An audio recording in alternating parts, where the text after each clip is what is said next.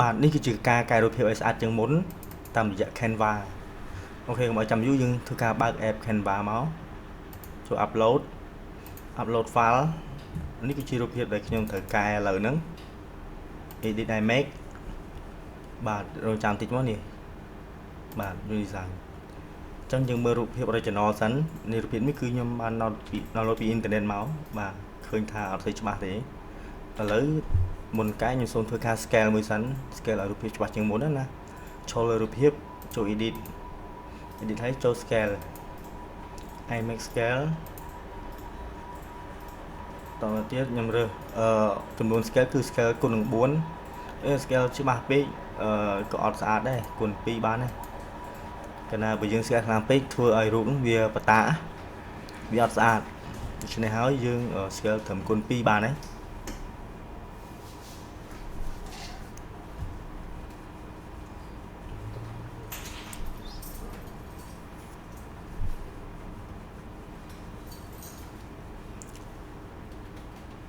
យើងយូរដែរ scale ហ្នឹងគឺវាអាស្រ័យទៅលើអ៊ីនធឺណិតហើយនឹងទំហំរូបខ្ញុំអត់កាត់ទេបាទអត់កាត់ទេជា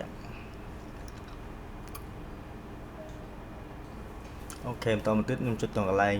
replace បាទ replace អញ្ចឹងយករូប scale ហើយ replace លើរូបអាចាស់ណា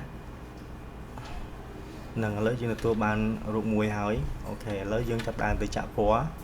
ចូល edit ចូលលើរូបចុច edit បាទបន្តទៀតយើងចូលចាក់ឲ្យសាច់មកសិនយើងមើល tool មើលមាន tool នេះ tool នេះធ្វើឲ្យសាច់មុខម៉ត់ជាងមុនណាចូល tool នឹងមកបាទ fake retouch ហ្នឹងទាញអស់មកបាទបន្ទាប់ពីអស់ហើយអញ្ចឹងយើងថយក្រោយវិញហើយយើងចូលអាចាស់កន្លែងអាចាស់ហ្នឹងដើម្បីអីគេដើម្បីតម្លាក់បន្តិចកុំឲ្យវានេះដក15 contrast ថយតិចមកមិនមុតពេកថយត្រឹម10បានទេ10% highlight មិញរូបនេះរៀងចាំងមែនទេ highlight ដកមកដកត្រឹម15មកបាទ shadow ឲ្យភ្លឺតិចមកភ្លឺបែបស្រឡះអញ្ចេះត្រឹម22 white តម្លាក់មកឲ្យវាភ្លឺចាំងវាស្រាលភ្នែកណាលេខយើងមើលតាមស្រាយមើលយើងអាចតម្លើងដូចជាត្រឹម5បានហើយបាទសេលេខមកកុំឲ្យញ៉ៃតាមត្រឹម5មកបាទហើយ saturation នេះយើងដិតឲ្យក្រហមតិចមកណាចាំយើងសេរីមួយវិញហើយនេះពណ៌នេះយើងតម្លាក់យើងភ្លឺចេះមកលើគេនេះ template តម្លាក់មកឲ្យឡើងពណ៌ផ្កាឈូក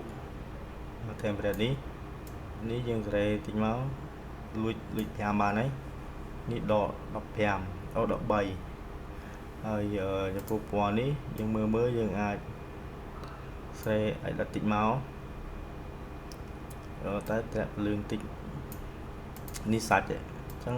ឲ្យក្រហមពេកណាកុំឲ្យក្រហមពេកនេះមកហើយកន្លែងនេះគឺកុំឲ្យមើលទៅវានេះខ្ញុំសូមលួចយកតែ2បានហើយដក2បាទដក2កុំឲ្យមើលឃើញវានេះពេកណា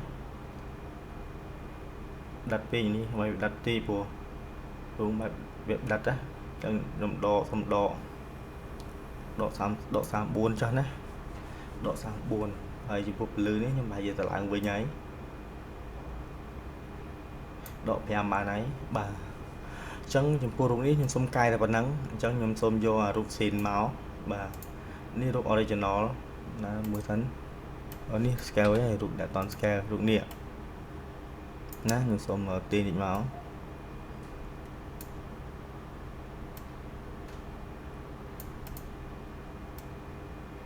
ហ្នឹងខ្ញុំសូមចូល position កន្លែង layer ហើយទាញដាក់រូបកែឲ្យដាក់នៅលើវិញសូម crop តិចមកឲ្យខ្លីមិនដែ